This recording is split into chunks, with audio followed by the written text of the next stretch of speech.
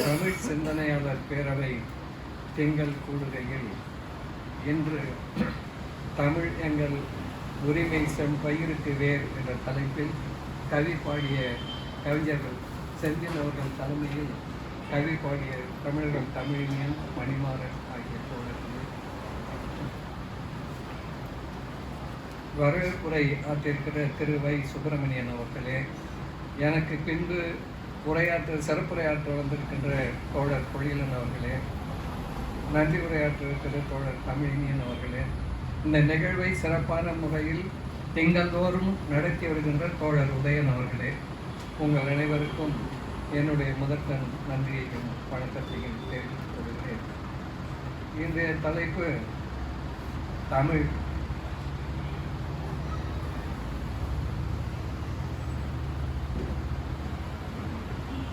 கன்னடத்தின் தாய்மொழி தமிழா என்கிற தலைப்பில் ஒரு எதிர்மறையான ஒரு கேள்விக்குறியோடு ஐயா அவர்கள் இந்த தலைப்பை கொடுத்திருக்கிறார்கள். அது நீண்ட காலமாக இருக்கிற சிக்கல்தான். இப்போது திரைப்பட நடிகர் கமல்ஹாசன் அவர்கள் பெங்களூரில் ஒரு திரைப்பட வெளியீட்டு விழாவில் பேசுகிற பேச்சு வாக்கில் தமிழ் கன்னடத்தினுடைய தாய் மொழி அப்படின்னு பேசியிருக்கார். கமல்ஹாசனுக்கு தாய்மொழியே அவங்க மூதாதைய மொழி கன்னடம் தான். அவங்களுடைய முன்னோர்கள்லாம் கன்னடத்துலேருந்து தமிழ்நாட்டுக்கு வந்து தான் கன்னடம் பார்த்துனார். அவர் பேச்சு வாக்கில் அவர் பேசியிருக்காரு. அதுக்கு அங்கே பெரிய எதிர் வினைகள் அந்த முதலமைச்சர் தொட்டு அங்கே இருக்கிற எல்லா அமைப்புகளும் அங்கே இருக்கின்ற அந்த உயர் நீதிமன்றம் மிக மோசமான முறையில் கமல்ஹாசன் மன்னிப்பு கேட்டால் தான் அந்த திரைப்படத்தை கர்நாடகத்தில் வெளியிடுவோம் என்கிற அளவுக்கு அது சென்றது. அதன் பிறகுதான் அந்த வெளியீட்டு நிறுவனம் உச்ச நீதிமன்றத்துக்கு சென்ற பிறகு உச்ச நீதிமன்றத்தில் நீதிபதிகள் கூறினார்கள், உயர் நீதிமன்றத்துக்கு இது வேலை இல்லை, அவரை மன்னிப்பு கேட்க வேண்டும் என்று சொல்ல வேண்டிய தேவை உயர் நீதிமன்றத்துக்கு எங்கே இருந்து வந்தது என்ற கேள்வி உச்ச நீதிமன்றம் எழுப்பியது. ஆக அதை வெளியிடலாம், அதுக்கு எந்த தடையும் இல்லைன்ட்டு உச்ச நீதிமன்றம் சொல்லிவிட்டது. அதனால அந்த பட விநியோகித்த அந்த உரிமையாளர்கள் அங்கே பெங்களூரிலே அதை வெளியிடுவதற்கான உரிமை பெற்றவர்கள் இந்த படம் சரியா இல்லை, இது ஓடுமா ஓடாதான்னு தெரியல, எங்களுக்கு எழுத்து வரும், இப்படியெல்லாம் பேசி இந்த எதிர்வினை வந்ததுனால இப்படியெல்லாம் பேசி அதை ஒரு வழியாக செய்து விட்டார்கள். ஆக இப்போ நமக்கு என்ன கேள்வின்னா, அதாவது இங்கே ஒப்பிட்டு ஆய்வியல் மொழி ஒப்பியல் என்பதெல்லாம் ஆங்கிலேயர்கள் வந்த பிறகுதான் இங்கே ஒப்பாய்வு என்பதே மொழியை பற்றி மேலை நாடுகளில் நடந்தது. அதாவது கால்டுவெல் படிக்கிற காலத்திலே அவருக்கு ஒரு பேராசிரியர் அங்கே ஒப்பீட்டு ஆய்வை நடத்தினார். அவர் கல்லூரியில் படிக்கிற காலத்தில் அவர் பேரையெல்லாம் கூட அவர் முன்னுரையில் எழுதியிருக்கிறார். அதை கேட்ட போது தான் எனக்கு நாமளும் பிற்காலத்தில் ஒரு நமக்கு தெரியாத ஒரு மொழியை ஆய்வு செய்து அங்கே இருக்கிற பிற மொழிகளோடு அதை ஒப்பாய்வு செய்ய வேண்டும் என்ற எண்ணம் எனக்கு அப்போது ஏற்பட்டது என்று கால்டுவெல் அவர்கள் குறிப்பிட்டிருப்பார்கள். ஆக இங்கே அவங்க தான் நம்மளுடைய மொழியை ஒப்பீட்டாய்வு செய்தார்கள். தமிழ் மூல மொழி என்பதை கால்டுவெல் நிறுவி இருக்கிறார். அதற்கு முன்பு வரை இந்த ஏசியாட்டிக் சொசைட்டி என்பது மேற்கு வங்காளத்திலே தொடங்கினார்கள். அவர்கள் இந்தியாவில் எல்லா மொழிகளும் சமஸ்கிருதத்திலிருந்து தான் வந்தன. தமிழ் உட்பட அனைத்து மொழிகளும் சமஸ்கிருதத்திலிருந்து தான். அது ஜான் வில்லியம்ஸ்னா அதுக்கு தலைமையாக இருந்தார். அவங்கெல்லாம் அதை தான் பரப்புனாங்க, அதை பரப்பி கொண்டிருந்தார்கள்.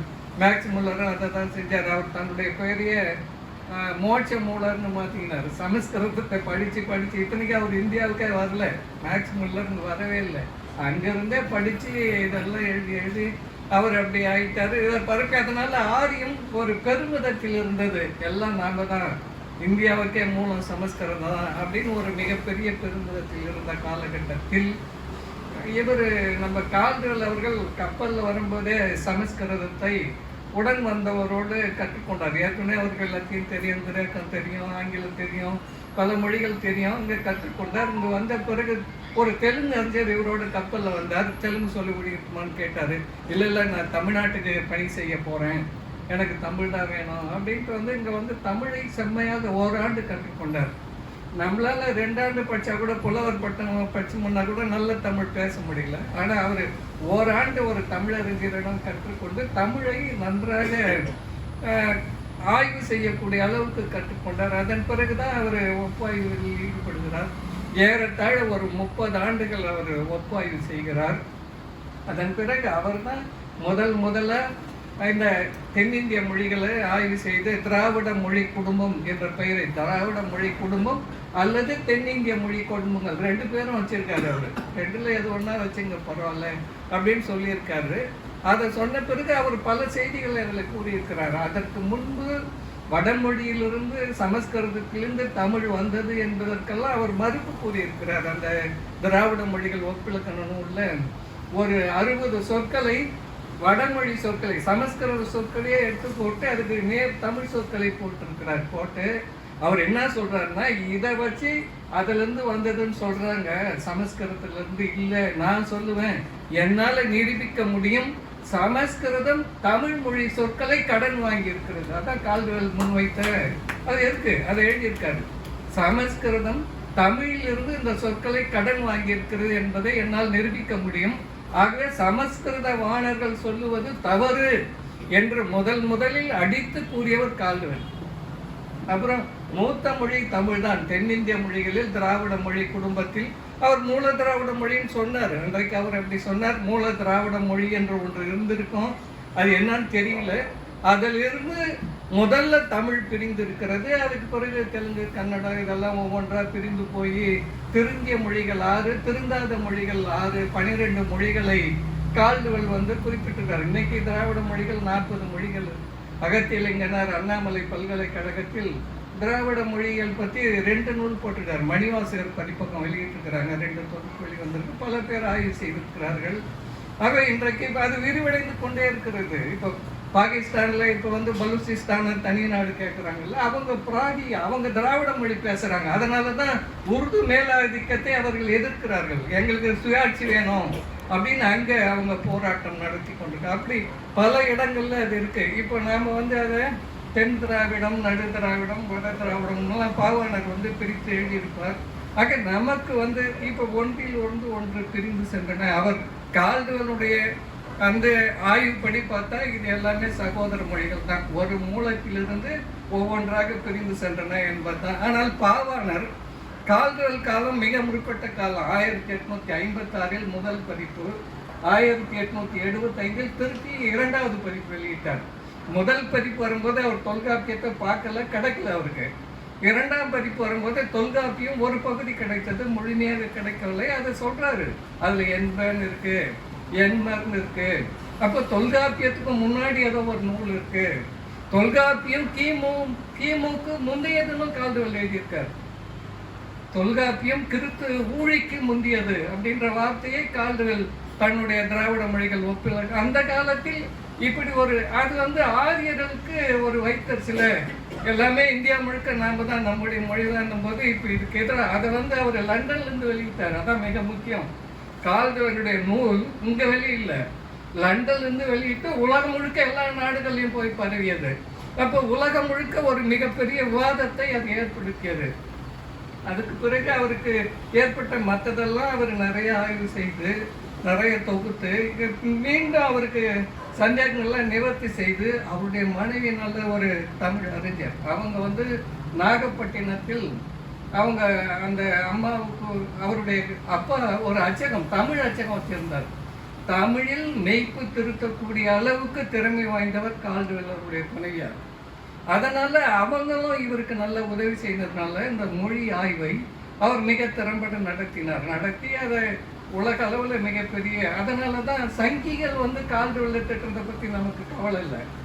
இப்போ இன்னைக்கு பார்த்தீங்கன்னா கதிர் நிலவன் இன்னைக்கு முகநூல் பதிவு, இன்னைக்கு சூரிய நாராயண சாஸ்திரி பிறந்த நாள் 1870, இன்றைய நாள் ஜூலை 7. அது ஒரு பதிவு போட்டிருக்காரு. போட்டவங்க சூரிய நாராயண சாஸ்திரி எவ்வளோ வேணா போயிட்டு போ, கால்டுவெல்ல பிடிச்சி ஒரு 10 திட்டிட்டு அவர் மிக உயர்ந்த மொழியான தமிழ் மொழியை மட்டமான மொழிகளோடு ஒப்பிட்டு ஒன்றாக ஒரே குடும்பத்தில் அடைத்து விட்டார்.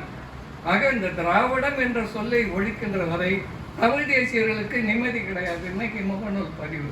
இப்போ கால்டுவெல் அப்படியெல்லாம் தமிழுக்கு மிகப்பெரிய ஒரு பெருமையை உருவாக்கியவர் கால்டுவெல் தான். தேவநாய பாவாணர் கால்டுவெல்லை பற்றி தமிழர் வரலாற்றில் மிக பெருமையாக எழுதியிருப்பார். கால்டுவெல் பெருமகனார் என்று தான் அவர் குறிப்பிடுவார். அதை ஒட்டி தான் பாவாணருடைய ஆய்வுகள், அதன் பிறகு மற்ற ஆய்வுகள்லாம் வருகின்றன. அவருக்கு அன்று கிடைத்த தகவல்களை வைத்து அவர் எழுதியிருக்கிறார் என்று. இப்போ திராவிடம் என்பது ஆரிய சொல்லு அப்படின்ட்டு சொல்றாங்க. பாவாணர் இல்லைன்னு மறுக்கிறார். ஒப்பியன் மொழி நூல்ல பாவாணர் சொல்றாரு, திராவிடம் என்பது தமிழ் தான்.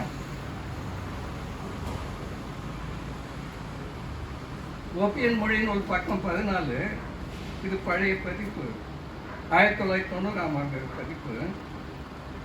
ஆரிய திராவிட நாகரிக வேறுபாடுன்னு சொல்றப்ப பாவாணர் சொல்வார், இக்கால மொழியியலும் அரசியலும் பற்றி தமிழும் அதனின்று பிரிந்த திராவிடமும் வேறு பிரிந்து நிற்பினும் பழங்காலத்தில் திராவிடம் என்றதெல்லாம் தமிழே. திராவிடம் என்று பிரிந்தது தமிழ் என்னும் சொல்லே. அதில் தான் தமிழ், தமிழம், திரமிழம், திரமிட, திரவிட, திராவிட, திராவிடம் அப்படின்னு பாவாணர் அவர்கள் குறிப்பிட்டிருக்காரு. அப்போ பாவாணரே சொல்லிடுறாரு, அதாவது திராவிடன்றது தமிழ் தான், அந்த காலத்தில் பழங்காலத்தில் ரெண்டும் ஒன்று தான் அப்படின்னு சொல்கிறார். ஆனால் இவங்க புதுசாக நம்ம மணியரசனும் கதிர்நிலவனும் இவங்கெல்லாம் ஒரு இது கண்டுபிடிச்சிட்டாங்க, ஆரிய சொல்லு திராவிடம். இதை ஒழிக்காமல் நம்ம ஓயக்கூடாது. இவங்களுக்கு சமஸ்கிருதம், இந்தி திணிப்பு அதை பற்றியெல்லாம் கவலை இல்லை. ஆனால் திராவிடத்தை ஒழிக்கிற வரைக்கும் வேறு வேலையே இல்லை அப்படின்ற தன்மையில் இவங்க சொல்லி வருகிறார்கள். அதே போல் பாவாணர் இந்த பார்ப்பனர்களை பற்றியெல்லாம், பார்ப்பனர் தமிழர்களே இல்லை, அவர்கள் ஆரியர்கள் அப்படின்றதெல்லாம் இந்த நூலில் நிறைய ஏராளமான சான்றுகளை எழுதியிருக்கிறார். பார்ப்பனர்கள் தமிழர் அல்ல, ஆரியர்களே, தமிழன் ஒப்பிய நூல். இது வெளிவந்த 1ஆம் ஆண்டில் விற்பனையாகாமல் இருந்தது. பெரியார் தான் 200 புத்தகங்கள் காசு கொடுத்து வாங்கி தன்னுடைய கூட்டங்களில் கொண்டு சென்று இதையெல்லாம் விற்பனை செய்தார். பாவாணருக்கு ஒரு தொகையும் பெரியார் அவர்கள் அளித்திருக்கிறார். இப்படி இதே இப்போ இவங்க சொல்கிற பரிதிமார் கலைஞர் தமிழ் மொழி வரலாறுன்ட்டு அவர் எழுதியிருக்காரு. எத்தனை பேர் படிச்சிங்கன்னு எனக்கு தெரியாது. அதில் நாம் இவ்வளோ நாளில் என்ன படித்தோம்னா ஆரியர்கள் தான் கைபர் போனல் கடவாய் வழியாக வந்தவர்கள்னு. ஆனால் இந்த பரிதிமார் கலைஞர் என்று சொல்லுகிற அந்த சூரிய நாராயண சாஸ்திரி தமிழ் மொழி வரலாற்றில் மணிவாசகர் பதிப்பு வெளியிட்டிருக்காங்க, படிங்களேன். தமிழர்கள் கைபர் போலன் கணவாயிலிருந்து வந்தவர்கள். முதல்ல தமிழர்கள் வந்தார்கள், அப்புறம் திராவிடர்கள் வந்தார்கள், அப்புறமா ஆரியர்கள் வந்தார்கள் எழுதியிருக்காரு. அப்புறம் லெமுரியா கண்டத்தை பற்றி சூரிய நாராயண சாஸ்திரின்னு சொல்றாரு. அது ஒரு தேற்றம், சில பேர் அப்படி சொல்லுகிறார்கள், அதற்கான வரலாற்று சான்றுகள்னு எழுதியிருக்காரு. அப்போ அதாவது நம்ம ஆரியர்கள் வந்தாங்கன்னு சொன்ன உடனே இவங்களுக்கு கோபம் வந்தது. நீங்களும் வந்தவங்க தான் தமிழர்கள். இது வரைக்கும் நான் எந்த நூல்லையும் படிக்கல, தமிழர்கள் கைபர் போல வழியாக வந்தவர்கள் எந்த நூல்லையும் படிக்கல. ஆனால் அப்படி எழுதியிருக்காரு. எப்பவும் விற்பனையில் இருக்கு தமிழ் மொழி வரலாறு, பரிதிமார் கலைஞர், மணிவாசகர் பதிப்பகம் வெளியீடு. அப்போ அவங்களுக்கு எவ்வளவு தமிழர்கள் மீது, தமிழ் இனத்தின் மீது எவ்வளவு வெறுப்பு இருக்குது என்றெல்லாம் தெரிந்து கொள்ள வேண்டும். ஆக நமக்கு இன்றைக்கு என்னன்னா, இப்போ தமிழா கன்னடமா, இப்போ அந்த தலைப்பு அதான் இப்போ இன்னைக்கு தலைப்பு. அதாவது ஒரே ஒரு மொழி இன்னொரு மொழியை ஈன முடியாது. ஒரு தாய் தந்தை இல்லாமல் ஒரு குழந்தையை பெற முடியாது, இயற்கை விதி, எல்லாத்துக்கும் அது பொருந்தும். அப்போ தமிழ் மட்டுமே ஒரு மொழியை பெற்றெடுக்க முடியாது. காஞ்சி சங்கராச்சாரி ராமலிங்க அடிகளை பார்த்து சொன்னார், அதாவது இந்தியாவில் இருக்கிற எல்லா மொழிகளுக்கும் எங்கள் மொழி சமஸ்கிருதம் தான் தாய்மொழின்ட்டு. வள்ளலாருக்கும் வந்துச்சு, யோ உங்கள் மொழி மட்டும் எப்படி பிள்ளையை பெற்று போடும், எங்கள் மொழி தமிழ். நான் தான் அப்போ எங்கள் மொழி தமிழ் மொழி தந்தை மொழி, நீ அதை தாய்மொழின்னா இதை நான் தந்தை மொழின்னு சொல்லுவேன். சங்கராச்சாரியர்கிட்ட வள்ளலார் சொன்னது. அப்போ 2 மொழிகள் புணர்ச்சி. அது புணர்ச்சின்னா வேற ஒன்றும் இல்லை, நம்ம அருகருக்க இருக்கிறோம். நீண்ட காலமாக அந்த மக்கள் தொகை, இந்தியா என்பது ஒரே நாடு கிடையாது, ஒரே மொழி இனம் கிடையாது, பல்வேறு மொழி பேசுகிற இன மக்கள் நாம் இருந்து கொண்டிருக்கிறோம். அப்போ ஒருவரோடு ஒருவர் பேசும்போது மொழி சொல்லு கலக்குது. இப்போ உங்கள் வீட்டில் பக்கத்து வீட்டில் தெலுங்குக்காரர் இருந்தாங்கன்னா 3 மாதத்தில் நீங்கள் தெலுங்கு சொல்ல 10 சொல்லு உங்களுக்கு தெரியும். அவங்க பேசுகிறத காதால் கேட்டாலே தெரியும். அப்போ நம்மை ஒட்டி தெலுங்கு இருக்கு, மலையாளம் இருக்கு, அந்த பக்கம் அதனால தான் திராவிட மொழி ஒன்றாடு ஒன்று சொற்கள் கலக்கின்றன. அப்போ எதுலேருந்து எது அதிகமாக போய்குதுன்றதெல்லாம் கணக்கெடுக்கணும். தமிழ்லேருந்து கன்னடத்துக்கு அதிகமான சொற்கள் போச்சா, தெலுங்குக்கு அதிகமான சொற்கள் போயிருக்கா, இப்போ அதுலேருந்து அப்போ இது எல்லாமே தமிழுக்கு பின்னாடி வந்த மொழிகள் தான், அதில் எந்த மாற்றமும் கிடையாது. அதாவது பாவாணர் தமிழருடைய வரலாற்றை 50,000, இப்போ பார்த்தா 5 லட்சம் ஆண்டுகள் கொண்டு போயிருக்கிறார். தமிழ் மொழி வரலாறு தமிழ் மொழி வரலாற்றில் பாவாணர் 5 லட்சம் ஆண்டுகள் தமிழருடைய வரலாற்றை கொண்டு செல்லுகிறார். அப்புறம் கடைசியாக இரும்பு காலம் என்பதை கிமு 10ஆம் நூற்றாண்டில் நிறுத்துகிறார் பாவாணர். அப்போ இப்போ நமக்கு வந்து இப்போ இரும்பு காலம் 5000 இப்போ நமக்கு தெரியுது. இன்னும் 200 சதுர கிலோமீட்டர் இன்னும் நம்ம தோண்டி எடுக்க வேண்டியது இருக்குது. நிறையா எவ்வளோ இடங்க, ஏதோ ஒரு குறுகிய பகுதி மட்டும்தான் எடுத்துருக்குறோம். அப்படி பார்த்தா நிறைய கண்டுபிடிக்க வேண்டிய இது இருக்குது. இப்போ சோவியத் கடல் ஆய்வு நிபுணர்கள் வந்து கடலில் ஆய்வு பண்ணி மாக்கடல் மர்மங்கள்னு ஒரு பெரிய நூல் வந்திருக்கு, தமிழையும் வந்திருக்குது. அதில் பார்த்தீங்கன்னா பெரிய நகரம் இருக்குது, கடலுக்கு அடியில் நகரம், கட்டடங்கள், நிறைய கட்டடங்கள் இருக்குது, மலைகள் இருக்குது, நகரங்கள் இருக்குது. பூம்புகார் கடல் ஆய்வு மையத்திலேயே கடல் ஆய்வு பண்ணப்போ நிறைய கட்டடங்கள் இருந்தது. இந்திரா காந்தி பார்த்தாங்க, என்ன பெரிய வம்பா போச்சு, நிறுத்திட்டாங்க பூம்புகார் கடல் ஆய்வு ஆராய்ச்சி பாதியிலேயே. ஏன்னா தமிழருடைய தொன்மை வெளியில தெரிஞ்சுட்டா வடவருடைய அவங்க தான் நாங்கள் உயர்ந்தது, நாங்கள் தான் முன்னாடி இருந்தது அடிபட்டு. இப்போ கீழடிக்கு ஏன் மோடி அங்கீகாரம் தரல? இதான இப்போ புதுசாக கண்டுபிடிச்ச மாதிரி ஏன் சொல்கிறாங்க? சும்மா நாங்கள் உங்களை விட முன்னாடி அப்படின்னு. நீ எந்த கரிம வேதியியல் படிச்ச? இப்போ நாங்கள் வந்து கரிமிய வேதியியல் அமெரிக்காவிலேருந்து கண்டுபிடிச்சி சொன்னோம். இது வந்து 5000 ஆண்டுகளுக்கு முற்பட்டது. கார்பன் டேட்டிங் கரிமிய படிமியல் வச்சு ஆண்டு கணக்கு கண்டுபிடிக்க முடியும். உலக அளவில் ஏற்றுக்கொள்ளப்பட்ட அறிவியல் பூர்வமான ஒன்று. இன்னும் நீ அறிவியல்னு கொண்டு வந்தா என்ன? ஆகவே இந்த திராவிட மொழிகள் எல்லாத்தை விட மூத்த மொழி தமிழ் தான். அதில் எந்த மாற்று கருத்தும் கிடையாது. ஆனால் இன்றைக்கு நம்மை சுற்றி இருக்கிற எந்த திராவிட மொழியும், அது மொழி அறிஞர்களும் அதை ஏற்றுக்கொள்ள தயாராக மனநிலையில் இல்லை யாருமே. எந்த தெலுங்கரும் சரி, கன்னடரும் சரி, மலையாளிகளும் சரி. உலகத்தமிழ் மாநாட்டில் எம்ஜிஆர் வந்து சகோதர மொழின்னாரு. இவர் கேரளாவுடைய கே நாயனார் சகோதர மொழி மலையாளம்னாரு. எம்ஜிஆர் வந்து தாய்மொழின்னு பின்னாடி அவர் எம்ஜிஆர் முதலமைச்சர் ஆனதுனால அவர் சொன்னதுனால அப்போ கவனம் இருந்துட்டாங்க. ஆனால் இன்றைக்கு யாரும் ஏற்றுக்கொள்ள தயாரான நிலையில் இல்லை. மொழி கலப்பு நிறைய ஏற்பட்டிருக்கிறது. கன்னடர்கள் தங்களுடைய மொழிக்கான வரலாற்றை கிமுக்கு போல கிபி 2ஆம் நூற்றாண்டிலிருந்து கொண்டு வராங்க. கன்னட வரலாறு, ஹிஸ்ட்ரி ஆஃப் கன்னடா லாங்குவேஜ்னு புத்தகம் எழுதியிருக்கிறாங்க. அப்புறம் கன்னட ஹிஸ்டரிக்கா அகாடமின்னு ஒன்று வச்சுங்கிறான். அவன் வந்து ஒரு ஆராய்ச்சி பண்ணி கிமு 2ஆம் நூற்றாண்டிலிருந்து கன்னட எழுத்து எப்படி படிப்படியாக பரிணாமம் பெற்று வந்திருக்கிறது என்பதெல்லாம் வெளியிட்டிருக்கிறார்கள். அந்த ஆய்வில் வந்திருக்கிறது. அப்போ நாங்கள் தெலுங்குக்கு கூட முன்னாடி கன்னடம் அப்படின்னு அவங்க வந்து உரிமை கொண்டுறாங்க. தமிழுக்கு முன்னாடின்னு சொல்லல, தெலுங்குக்கு முன்னாடி நாங்கள் தான், தமிழுக்கு அடுத்து நாங்கள், அப்புறம் தான் தெலுங்கு, அதுக்கப்புறம் மலையாளம் அப்படின்ற கன்னட ஆய்வாளர்கள் அப்படி ஒரு கருத்தை முன்வைக்கிறார்கள். அதனால அவங்க என்னன்னா அதிகமான பிராகிருத மொழி அடிப்படையிலான சொற்கள் கன்னடத்தில் அதிகமாக இருக்கு தமிழை விட. அதாவது ஒலியில உச்சரிக்கும் போது தமிழ் ஒலிப்பு முறை அதிகமாக இருக்குது கன்னடத்தில். ஆனால் எழுத்தா பார்க்கும்போது அந்த பிராகிருத எழுத்து வடிவமைப்பு அதிகமாக இருக்குது கன்னடத்தில். அப்படின்றதுனால அவங்க வந்து தமிழிலிருந்து தான் கன்னடம் வந்ததுன்றதை ஏற்றுக்கொள்ள தயாராக இல்லாமல் இருக்கிறார்கள். அவங்களும் மொழியை ரொம்ப பலப்படுத்தி வருகிறார்கள். இப்போ தன்னகர நாவை வந்து 1986 தான் நீக்கினாங்க. அந்த நாக்கு மேலே 2 சுழி போட்டிருக்கோம் கன்னட எழுத்துல, 2 சுழி நாக்கு மேலே இப்படி போட்டிருக்கோம். அதை 1986 நீக்கிட்டு வேற எழுத்து. அவங்க வந்து அதை தமிழ்லேருந்து வந்ததாக காட்டக்கூடாதுன்னு எல்லாத்தையும் மாற்றுகிற முயற்சியை தொடர்ச்சியாக செய்து வருகிறார்கள். இன்றைக்கு நமக்கு இருக்கிற பிரச்சனை தாயா சேயா என்பதை விட நம்மை ஒடுக்குகின்ற இந்த இந்திய அரசாங்கத்தோட இந்தி சமஸ்கிருதம் தான் நமக்கு மிகப்பெரிய தலைவலியாக இருக்கிறது. இந்தியாவில் இருக்கிற எல்லா மொழிகளுக்கும் எல்லா மொழியும் அழிக்கக்கூடியதாக இருக்கிறது. அதுதான் இப்போ மிகப்பெரிய சிக்கல். இப்போ வந்து மகாராஷ்டிராவில் நேற்று பாருங்க மிகப்பெரிய பேரணி நடந்திருக்குது.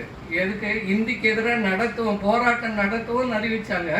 உடனே பாஜக முதலமைச்சர் வந்து பின்வாங்கிட்டார். 1ஆவதுலேருந்து 5ஆவது வரைக்கும் ஹிந்தி இல்லை, 3ஆம் பாடமா எடுத்துறன்னு அறிவித்த பிறகு கூட அது இவங்க வந்து வெற்றி விழாவா கொண்டாடணும்னு நேற்று கூட்டினாங்க. 20 ஆண்டா பிரிந்துகிட்டு இருந்த அந்த சகோதரர்கள், அவங்க உத்தவ் தாக்கரே, பால் தாக்கரேயோட தம்பி பையன் ஒருத்தன், எல்லாம் ஒன்றா சேர்ந்து இப்போ இந்திக்கு எதிராக மிகப்பெரிய ஒரு எழுச்சி வருது.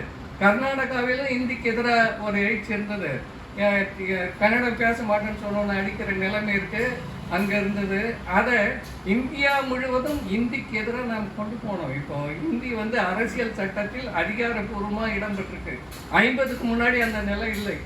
ராஜாஜி புகும்போது அவர் தன்னிச்சையாக புகுத்தினாரே தவிர அரசு ரீதியாக அதற்கு எந்த அங்கீகாரமும் இல்லை. ஆனால் இந்திய அரசியல் சட்டம் எழுதும்போது இந்தி அலுவல் மொழியாக்கணும் போது 77 வாக்குகள் வந்தது.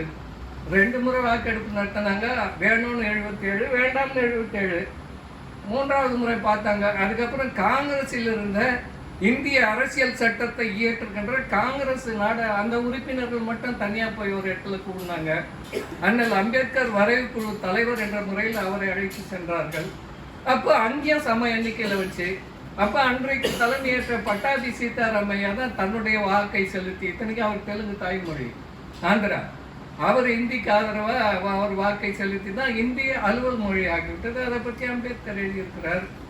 அம்பேத்கர் சில இடங்களில் நான் மராட்டியன் என்பதில் பெருமை கொள்கிறேன், இந்திக்கு ஆதரவாக பல இடங்களில் பேசியிருப்பார், எழுதியிருப்பார். அவர் சமூக நீதி கொள்கையை மட்டும்தான் நாம் ஏற்றுக்கணும். அவருடைய மொழி கொள்கையோ நாட்டு கொள்கையோ நம்மளால் ஏற்றுக்கொள்ள முடியாது. ஏன்னா இந்தியாவில் எது ஆட்சி மொழியாக இருக்கிறதோ அதுதான் இந்தியாவில் இருக்கிற எல்லா மாநிலங்களிலும் ஆட்சி மொழியாக இருக்கணும்னு எழுதியிருக்காரு.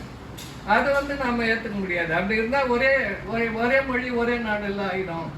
அதை ஏற்றுக்கொள்ள முடியாது. அவருடைய சமூக நீதி, இடஒதுக்கீடு, பார்ப்பன எதிர்ப்பு, இந்து மத எதிர்ப்பு, இதெல்லாம் நாம் ஏற்றுக்கொள்ளலாம். அதுபோல் அதை நாம் இன்றைக்கு நம்முடைய வேலை என்னென்னா, தமிழுக்கு உரிய அங்கீகாரம் கிடைக்க வேண்டும். இப்போ அறிஞர் அண்ணா 62ல் ராஜ்யசபாக்கு போனார். அப்போ அங்கே பேசினார், மாநிலங்களவையில் பேசினார். அன்றைக்கு 14 மொழிகள் ஆட்சி மொழிகளாக அதை அத்தனையும் அதாவது 14 மொழி அரசியல் சட்டத்தில் இருக்கிற மொழி, அதுக்கு எந்த தகுதியும் அதில் எந்த வரையறையும் தரல. இப்போ இந்திக்கு அலுவல் மொழின்னு இருக்குது. உச்ச நீதிமன்றத்திலும் உயர் நீதிமன்றத்திலும் ஆங்கிலத்தில் மட்டும்தான் வழக்காட வேண்டும், தீர்ப்பு சொல்ல வேண்டும் இருக்கு. மற்ற மாநிலங்களில் உயர் நீதிமன்றங்களில் வழக்காடுவதற்கு அந்த மாநிலத்தை சட்டமன்றத்தில் தீர்மானம் இயற்றி ஆளுநர் ஒப்புதல் பெற்ற வழக்காடலான்னு இருக்கு. அப்பவும் தீர்ப்பு ஆங்கிலத்தில் தான் இருக்கணும் தான் இருக்கு. அதை அரசமைப்பு சட்டத்தில் திருத்தம் கொண்டு வந்து தான் நம்ம மாற்ற முடியும். அடுத்த கட்டத்துக்கு அது போகணும் நம்ம. அதுபோல் அப்போ நமக்கு நேரடியாக இன்றைக்கு தாக்குவது, தமிழுக்கு உரிமை இல்லாமல் செய்வது, ஒன்றிய அரசின் கட்டுப்பாட்டில் கல்வி இருப்பதன் காரணமாக அவர்கள் சமஸ்கிருதத்தை திணிப்பதே முழு நேர வேலை. அமித்ஷா வெளிப்படையாக பேசுகிறாரு, புதிய கல்விக் கொள்கை, நாங்கள் தேசிய கல்விக் கொள்கை கொண்டாந்தது சமஸ்கிருதத்தை பரப்புறதுக்கு தான் அப்படின்னு வெளிப்படையாக பேசுகிறார். ஆகவே இந்தியாவில் இருக்கிற இப்போ பஞ்சாபி, அசாமி, வங்காளி எல்லாரையும் ஒன்றிணைக்க வேண்டிய, போராட வேண்டிய சூழலில் நாம் இருக்கிறோம். இந்தியாவில் ஒரே தேசிய இனம் கிடையாது. பாவாணர் அவருடைய நூலில் இது the language problem of Tamil Nadu and its logical solution, Pavanar 1901 மக்கள் தொகை கணக்கெடுப்பின்படி 43 தேசிய இனங்கள் இந்தியாவில் இருக்கிறதா பாவாணர் அவர்கள் எழுதியிருக்கிறார்கள். அப்போ இந்த தேசிய இனங்கள்லாம் விடுதலை அடையணும். நமக்கு தமிழ்நாடு தன்னுரிமை பெற்றால் ஒழிய இந்திய ஆட்சியிலிருந்து விடுபட்டு நாம முழு சுதந்திரமான ஒரு நாடாக ஆக்கின்ற வரையில் நமக்கு நம்முடைய மொழியை ஒரு இடத்தில் கொண்டு செலுத்த முடியாது, அதை நிலைக்க செய்ய முடியாது. ஒன்றியத்தில் அவன் என்ன கல்வி அவங்ககிட்ட இருக்குது. இப்போ சிபிஎஸ்சி பள்ளிக்கூடம்லாம் அவன் தானே வர எல்லாத்துலேயும் அதை தானே மாற்ற போகிறான். இப்போ மாநில கல்விகளையும் திணிக்கிறதுக்கு தான் இந்த தேசிய கல்விக் கொள்கை. ஆக நாம் அதை எதிர்த்து போராடுவதற்கு இந்த சகோதர மொழிகளை, சகோதரர்லாம் எல்லாரும் ஏற்றுக்கொள்கிறார்கள். நாம் நான் தான் தாய்மொழி, நீ சேய்மொழி வான்னு வரமாட்டாங்க. நாமெல்லாம் ஒரே சகோதரர்கள், வாங்க இந்திய தேசியத்துக்கு எதிராக, இந்தி மொழிக்கு எதிராக, சமஸ்கிருத மொழிக்கு எதிராக போராடுவோம். நம்முடைய மொழிகளை வாழ வைப்பதற்கான வழிவகைகளை காணுவோம். அதற்காக ஒவ்வொரு தேசிய இனங்களும் விடுதலை பெற்ற தேசிய இனங்களாக நாம் மாற்ற வேண்டும், போராட வேண்டும். அதுதான் இந்தியாவிலிருந்து விடுதலை பெறுவதுதான் உண்மையான தமிழ் தேசியம். திராவிடத்தை ஒழிப்பது தமிழ் தேசியம் கிடையாது. இன்னைக்கு திராவிடமா ஆதிக்கம் செலுத்தினது. தமிழ்நாட்டில் ஆட்சியில் இருக்கிறவங்க திராவிட முன்னேற்ற கழகம் பேர் வச்சுக்கிறாங்க, அவ்வளோதானே தவிர நமக்கு உண்மையான அதிகாரம் என்பது அங்கிருந்து தான் வரணும். நம்முடைய போராட்டத்தை அதை நோக்கி தான் கொண்டு செல்ல வேண்டும். ஆகவே இப்போதைக்கு நாம் கன்னடம் தமிழ் கன்னடத்துக்கு தமிழ் மொழி தாயா நாம் இல்லை சகோதரியான்ற வாதத்தை விட்டு நாம் எல்லாரும் ஒன்று சேர்ந்து இந்தி சமஸ்கிருத ஆதிக்கத்தை எதிர்த்து தேசிய இனங்கள் விடுதலைக்கு போராட வேண்டும். நம்முடைய மொழிக்கு உண்மையான விடுதலை கிடைக்க அதை அரசு அதிகாரத்தில் ஏற்ற. ஏன்னா இன்னைக்கு இந்தியாவில் இருக்கிறதுனால தான் IAS IPS இருக்கிறான். அவனுக்கு தமிழ் தெரியலன்னு ஒவ்வொரு மாநிலத்திலையும் அந்த மாநில மொழி தெரியல. வேணும்னா அந்த மாநில மொழிகளை தெரிஞ்சவங்களை வைக்கலாம். ஆனால் இந்தியா சுதந்திரம் அடைந்த பிறகு இது உடைந்து விடக்கூடாது என்பதற்காக ஜவஹர்லால் நேரு திட்டமிட்டு ஐஏஎஸ் ஐபிஎஸ்ல 1/3 பகுதி பிற மொழியாளர்களை கட்டாயமா ஒவ்வொரு மாநிலத்தில் வைக்கிற நிலையை ஏற்படுத்தி இருக்கிறார்கள். இந்தியா முழுவதுக்கு தமிழ்நாட்டு ஐஏஎஸ் அங்க போடுவான், அங்க இருக்கிறவன் அதை உடைக்கணும் முதல்ல. ஏன்னா அது அவனுக்கு தமிழ் தெரியலன்னு தான் இப்ப தமிழ்ல கோப்பு போகக்கூடாது, ஆங்கிலத்துல போகணும் அப்படின்னு வைக்கிறாங்க. அதே போல உயர்நீதிமன்ற நீதிபதிகள்லாம் அவங்க நியமனம் பண்றாங்க. அவன் வர்றதுனால அவனுக்கு தமிழ் தெரியலன்ட்டு ஆங்கிலத்துல தீர்ப்பு சொல்லணும்னு இருக்கு. இதெல்லாமே மாற்றணும்னா தமிழ்நாடு முழுமை பெற்ற தன்னுரிமை பெற்ற நாடாக மாற்றினால்தான் அது தமிழ்நாடு மட்டும் போராடினால் போதாது. இந்தியா முழுக்க இருக்கிற இந்தி பேசாத மாநிலங்களை ஒருங்கிணைத்து அவர்கள் தேசிய இன விடுதலை போராட்டத்தை தீவிரப்படுத்தி அப்போதான் இந்தியாவில் இந்தி தவிர மற்ற மொழிகளுக்கான உண்மையான நிலைத்த அதிகாரத்தை நாம் செய்ய முடியும் என்று கூறி எனக்கு வாய்ப்பளித்த உங்கள் அனைவருக்கும் நன்றி கூறி முடித்துக் கொள்கிறேன். நன்றி, வணக்கம்.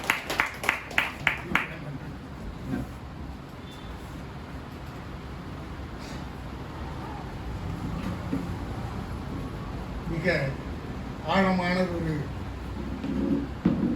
கருத்துரையை வழங்கியிருக்கிறார்கள் வாலாசா வல்லபன் ஐயா அவர்கள்.